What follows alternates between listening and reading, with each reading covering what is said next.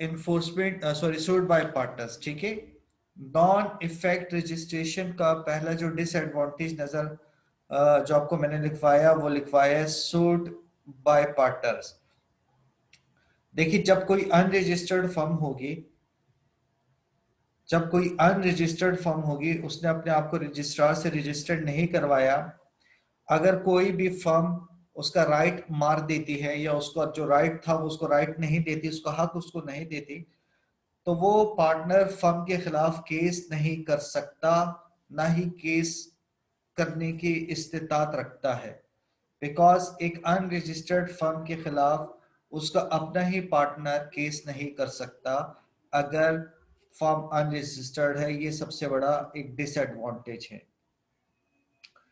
इसी तरीके से सूट बाय फर्म का मतलब ये है कि अगर एक फर्म ने किसी दूसरे फर्म से 50 लाख रुपए लेने हैं और ये जो फर्म जिसने 50 लाख रुपए लेने हैं ये अनरजिस्टर्ड है, यानी वो होगी थर्ड पार्टी, तो थर्ड पार्टी के खिलाफ भी केस नहीं कर सकती बिकॉज ये अनरजिस्टर्ड है।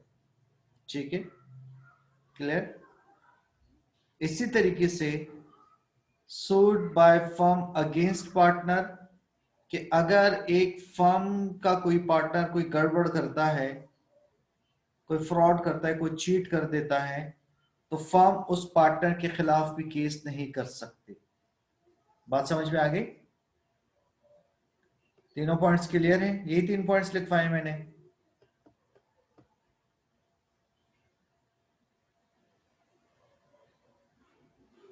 जी मुस्तफा खान ज्यादा क्लियर है बेटा? जी सर। अच्छा जी सर, ये अनरजिस्टर्ड होने की वजह से इसके ऊपर केस नहीं हो सकता ना सर? जस्ट बिल्कुल मेन तो इसका ये हो। बिल्कुल बिल्कुल ऐसा ही वही, ठीक है। लेकिन अगर फर्म रजिस्टर्ड है तो उसके फिर फायदे भी हैं, ठीक है।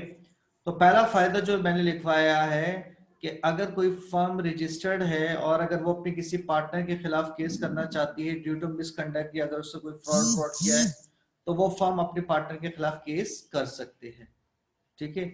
इसी तरीके से अगर कोई फर्म रजिस्टर्ड है, उसका किसी दूसरी थर्ड पार्टी ने नाम का यूज किया है, मिस यूज किया है, जिस तरीके से आप लोगों ने देखा होगा कि यार ये बलोच कॉलोनी पे आई थिंक है एक अंबाला जूस सेंटर, इन्हीं के नाम से शाह फैसल कॉलोनी पे किसी ने अंबाला जूस सेंटर के नाम से खोल दिया था। चूंकि वो अंबाला रजिस्टर्ड थी तो इन्होंने उस पर केस कर दिया, तो उसका नाम वहां से उसको खत्म करवा दिया, तो उसने अपना नाम चेंज किया, तो इसका मतलब है ये फिर दूसरे थर्ड पार्टी पे केस कर सकते हैं। इसी तरीके से अगर दिल पसंद है, वो रजिस्टर्ड है और आप दिल पसंद के नाम पे कोई जो है वो ऐसा कुछ खोलते हैं स्वीट्स या बेकर्स की दुकान, तो दिल पसंद आप पे केस कर सकता है। इसी तरीके से अगर अलहम्द रजिस्टर्ड है, अलहम जो है वो उसके नाम से कोई अलहम खोल लेता है, तो अलहम वाले उसके कारोबार को शट डाउन करवा सकते हैं, थर्ड पार्टी के खिलाफ आप केस कर सकते हैं, ठीक है। फिर इसी तरीके से जब एक रजिस्टर्ड फर्म होती है तो उसकी गुडविल इंक्रीज होती है, लोगों पे उसका एतमाद होता है, और अगर कोई भी पर्सन उस रजिस्टर्ड फर्म के लिए जाता है, उसको लेने कोई क्यूरीज लेने, कोई इंफॉर्मेशन लेने, डिटेल लेने कि यार मैं ऐसे कारोबार करना चाह रहा हूँ और ये है दिस एंड दैट, तो वो जाके बड़े आराम से रजिस्ट्रार से जो है वो डिटेल ले सकते हैं फर्म के बारे में, क्योंकि वो रजिस्टर्ड फर्म है और इस तरीके से गुडविल उसकी इंक्रीज होती है और लोगों का एतमाद उस पर बढ़ेगा, क्योंकि लोगों को पता है यार ये चीट फ्रॉड नहीं करेगा क्योंकि ये रजिस्टर्ड है, ठीक है। नेक्स्ट फिर मैंने बताया था कि अगर पार्टनर्स में आपस में कोई डिस्प्यूट हो जाता है, कोई लड़ाई हो जाती है, तो वो पार्टनर्स जो है अपने मैटर को अदालत में लेके जा सकते हैं और अदालत से कहते हैं कि आप तस्वीर करें, आप हमारा मैटर को सॉल्व करें कि हमारे दरम्यान में ये जो है वो प्रॉब्लम आई है, प्रॉफिट या लॉस का, ये जो भी मिसमैनेजमेंट हो रही है, तो अकॉर्डिंग टू लॉ जो भी आप डिसाइड करेंगे वो आप ऑर्डर अपने इम्प्लीमेंट करवाएं। अगर अनरजिस्टर्ड होगी तो फिर वो अदालत में अपना मैटर ले जाने के लिए केपेबल नहीं है, ठीक है।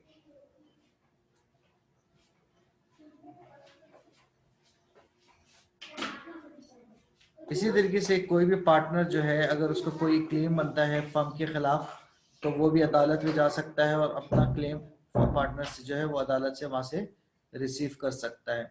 और इसी तरीके से क्रेडिटर के लिए यहाँ पे ये फायदा है कि क्रेडिटर जो है किसी एक पार्टनर को भी अपने बैड डेट ड्यूज के लिए लायबल ठहरा सकता है और पूरी फर्म को भी वहां पर लायबल ठहरा सकता है। तो क्रेडिटर जब देखता है कि यार ये रजिस्टर्ड फर्म है तो बड़ी आसानी से उनको लोन दे देते। उसको पता है कि अगर इन केस ऑफ डिफॉल्ट तो मैं किसी एक पार्टनर्स को भी पकड़ सकता हूँ और पूरी फर्म को भी अपनी लोन के लिए लायबल ठहरा सकता हूँ। क्लैरिफाई हो गया बेटा? तो ये बड़ा आसान से टॉपिक था, हमारे पास कोई मसला नहीं था इसमें। कोई चीज समझ में नहीं तो पूछ सकते हैं। नहीं सर। अच्छा जी, देखो भाई, अकॉर्डिंग टू मी, मेरे पॉइंट ऑफ व्यू से आपका ये जो टॉपिक था, क्या कहते हैं, कमर्शियल लॉ का, ये कंप्लीट हो चुका। ठीक है, मैं वंस अगेन उसको रिपीट कर रहा हूँ, अगर कोई चीज नहीं हुई है तो मुझे बताइएगा। सुनिएगा, नंबर 1, मैं शुरू से रिपीट कर रहा हूँ ताकि अगर कोई चीज रहेगी तो देन मैं इंडस्ट्रियल लॉ पे शिफ्ट करूंगा, वरना उसको करवा के करूंगा। पहला, टाइप्स ऑफ कॉन्ट्रैक्ट भी हो गया, इसेंशियल्स ऑफ वैलिड कॉन्ट्रैक्ट भी हो गया, इसेंशियल्स ऑफ वैलिड कंसिडरेशन भी हो गया। ठीक है, इसी तरीके से हमारे पास फ्री कंसेंट भी हो गया था, कैपेसिटीज ऑफ पार्टीज भी हो गया था। इन पांचों के बारे में बताएं, हो गया ये नहीं हुआ?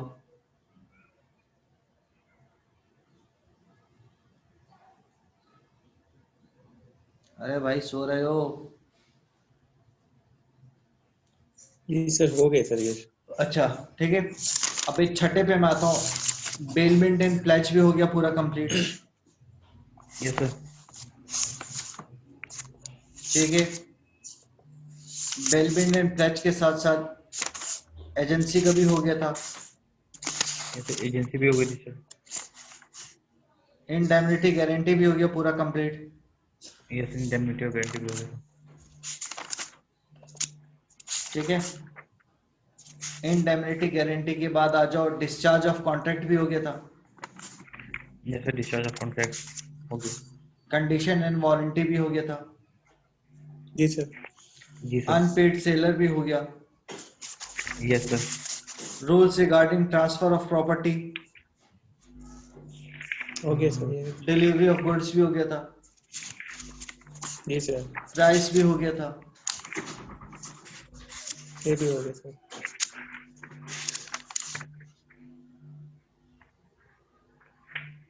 Remedies for breach of contract भी हो गया था। Yes sir. Discharge of contract भी हो गया। डिस्चार्ज ऑफ कॉन्ट्रैक्ट भी sir. Common carrier private carrier के डिफरेंसेस हो गए। जी सर। जी सर, ये भी हो कॉमन गया। कैरियर की ड्यूटीज राइट्स भी हो गए। जी सर ये भी हो गई। ठीक है, इसके साथ साथ हमारे पास क्या कहते हैं, रेलवे भी हो गया था। जी सर रेलवे भी हो गया। ले डेज एंड डे मैरिज भी हो गया था। डैमरेज भी हो जी गया सर। था। बिल ऑफ लैडिंग भी हो गया। बिल ऑफ क्लियरिंग भी सर उसके हो गया। टाइप्स भी हो गई। जी सर। चार्टर पार्टी हो गया, उसके काइंड्स भी हो गई। यस सर चार्टर पार्टी भी हो गया। Implied warranties of charter party भी हो गया। Employed authorities of partners. Implied warranties of charter party. एक मिनट। जी sir employed warranties of charter party भी हो गई। इसके साथ साथ मैंने implied and non implied authorities of partner भी करवा दिया। जी सर। जी सर, ये भी हो गया। ठीक है, position of minor partner after and before age of majority. जी सर। जी सर। अच्छा, डिसोल्यूशन ऑफ पार्टनरशिप फॉर्म हो गया। डिसोल्यूशन ऑफ पार्टनरशिप हम जी ये भी हो गया sir. Registration and non registration. ये भी हो गया। तो ये तो अभी तक पढ़ा है। किसकी आवाज आ रही है? माइक किसी ने स्टार्ट किया? यहाँ तक क्लियर हो गया? जी सर। ठीक है जी, अब आप लोगों ने करना ये है भाई, बात सुनो जरा गौर से। इसमें से एक टॉपिक रह गया आपका, परफॉर्मेंस ऑफ कॉन्ट्रैक्ट। क्या रह गया? Performance of contract. ठीक है, वो कभी आता और कभी नहीं आता। ये बताओ, बेलमेंट और प्लेज के डिफरेंसेस करवा दिए थे मैंने?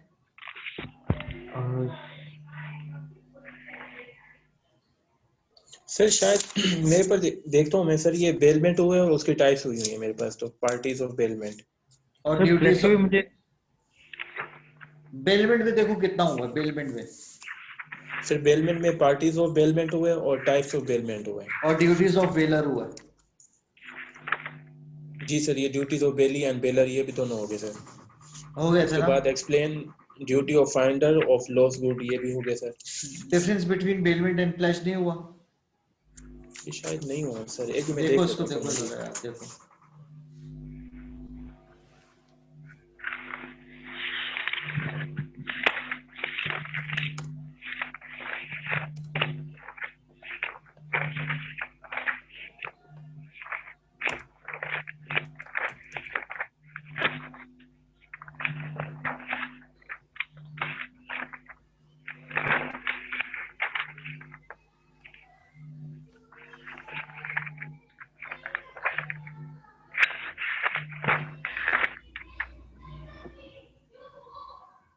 सर हमारे पास बेलमेंट हुआ है, ड्यूटीज और ड्यूटीज हुई हैं, ड्यूटीज ऑफ बेलर एंड बेली। ये नहीं हुआ, प्लेज नहीं हुआ। नो सर, प्लेज मेरे पास नहीं हुआ। सर मेरे पास भी ये नहीं आ रहा। नहीं आ रहा है ना।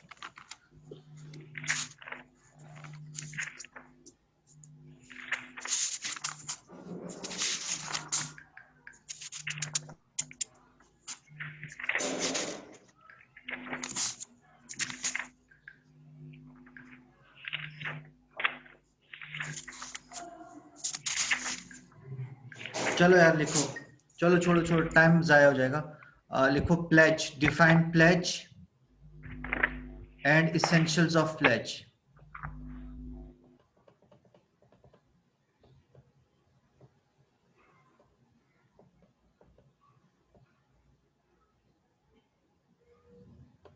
सर प्लेज की स्पेलिंग? मैं यहाँ लिख रहा हूँ, स्क्रीन पे लिख रहा हूँ। ठीक है। प्लेज, पार्टीज ऑफ प्लेज, आपने सिर्फ प्लेज लिखना है।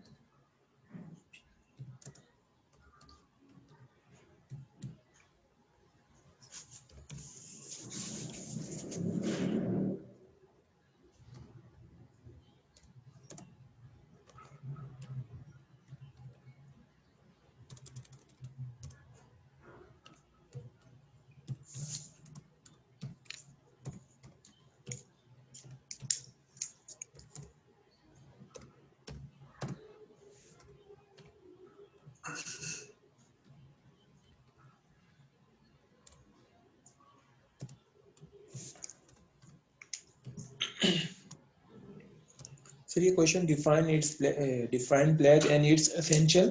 हाँ बस इट्स essentials लिख लिया यहाँ तक। जी जी सर। अच्छा, आप लोगों ने प्लेज की हेडिंग डाल दो सिर्फ।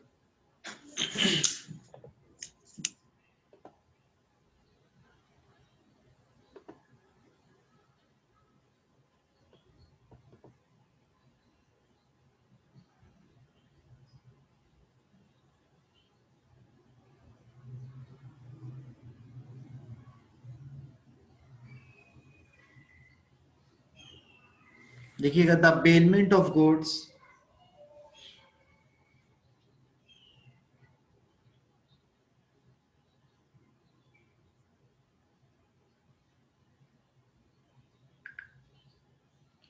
the bailment of goods as security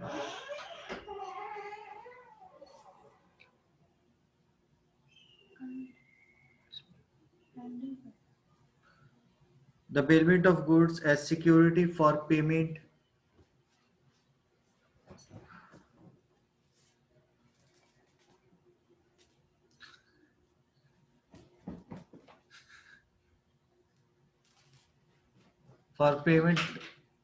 of performance of a promise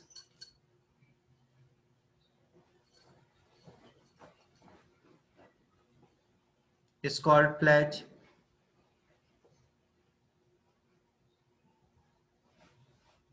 Say performing a promise। or the bailment of goods as security for payment of performance of a promise जी sir.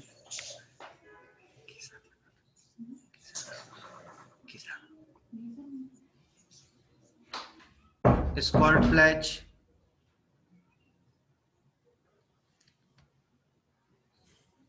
ठीक है, उसके बाद heading डाल दो बेटा parties of pledge.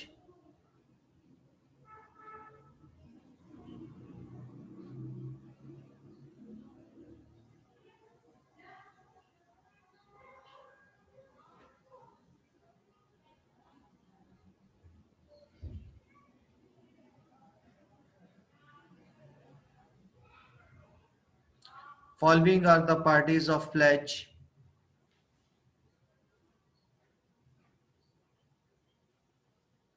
Following are the parties of pledge.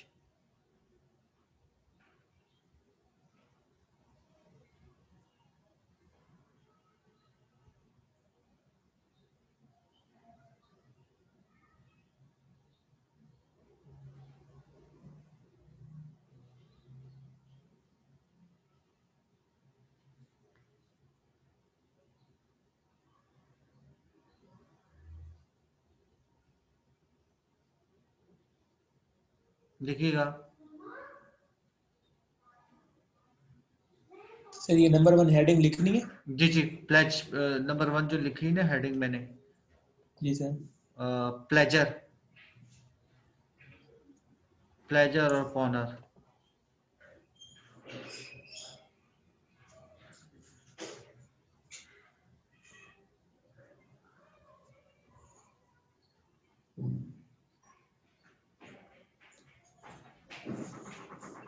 लिखिएगा बेटा जल्दी से।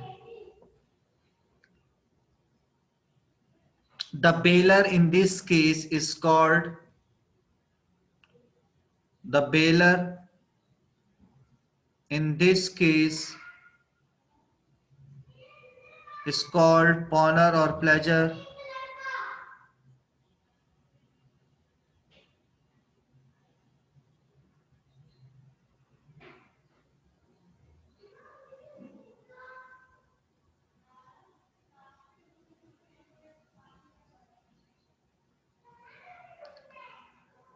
नेक्स्ट लिखिएगा प्लेजी।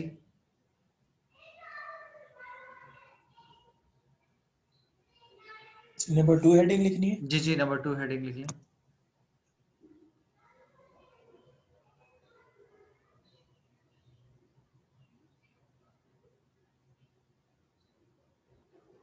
The bailee is called pledgy or pony. The bailee is called pledgy or pony.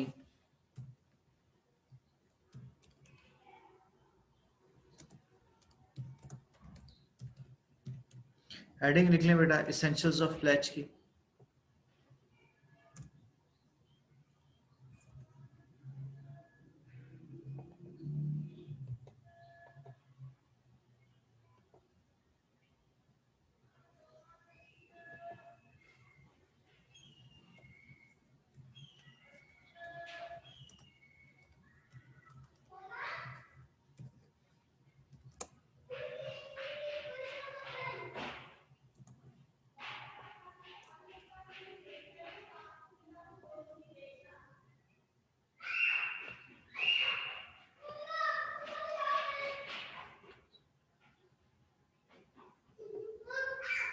Heading लिख लीजिएगा essentials of pledge.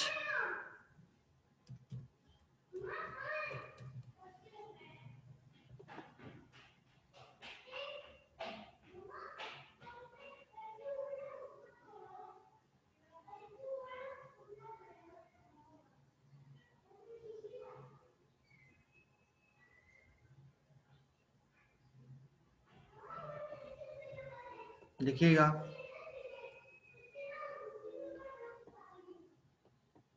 The essentials of a pledge are as under.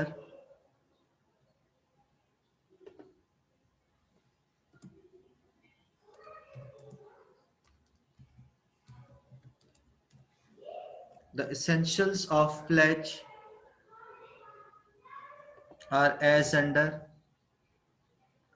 First heading copy कर लीजिएगा movable property.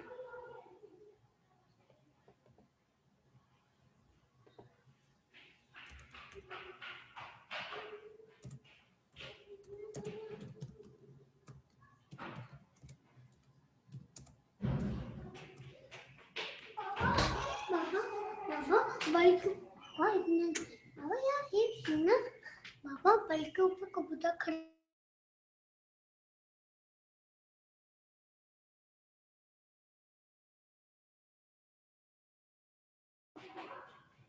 ठीक है बेटा, लिखना start कर दीजिएगा मूवेबल प्रॉपर्टी के बारे में जरा जल्दी से।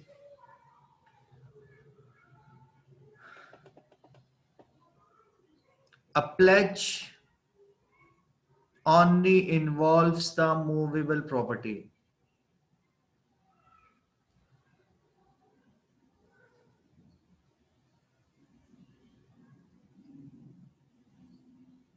A pledge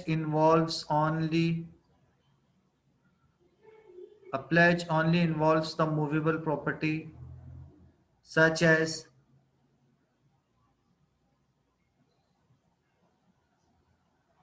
valuable documents,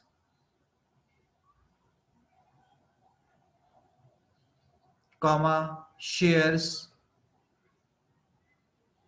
comma, bonds,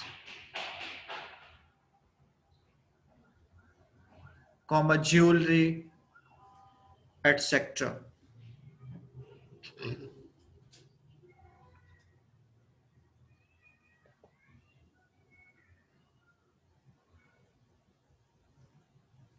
ठीक है, नेक्स्ट पॉइंट लिखिएगा ट्रांसफर ऑफ पोजेशन।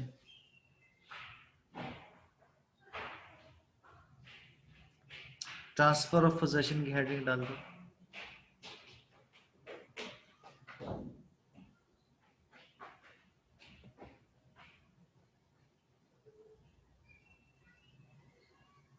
यार ये मेरा नेट प्रॉब्लम कर रहा है, अभी अगर डिस्कनेक्ट हो जाए ना तो फिर क्लास ऑफ ही हो जाएगी। ठीक है, वैसे भी अल्हम्दुलिल्लाह हमने काफी कवर कर लिया। Okay sir. ठीक है बेटा, क्या लिखवाया मैंने? Second heading transfer of position. ठीक है, लिखिएगा in pledge only the possession of goods is transferred. In pledge only the possession of goods is transferred by the pawner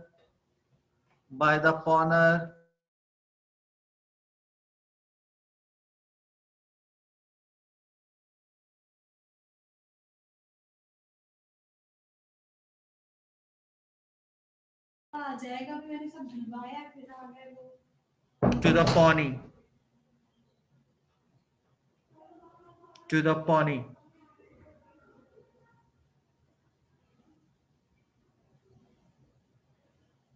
pawnee। तीसरी हेडिंग कॉपी कर लो बेटा, no transfer of ownership.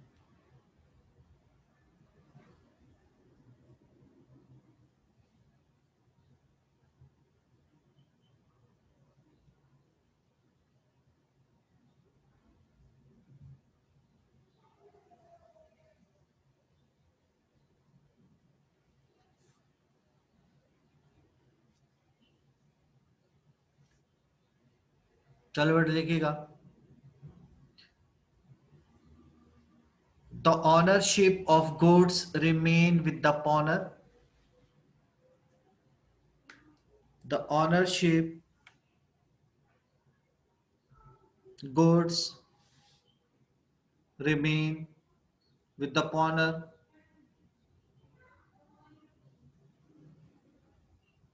Full stop. Only the possession of goods, only the possession of goods is transferred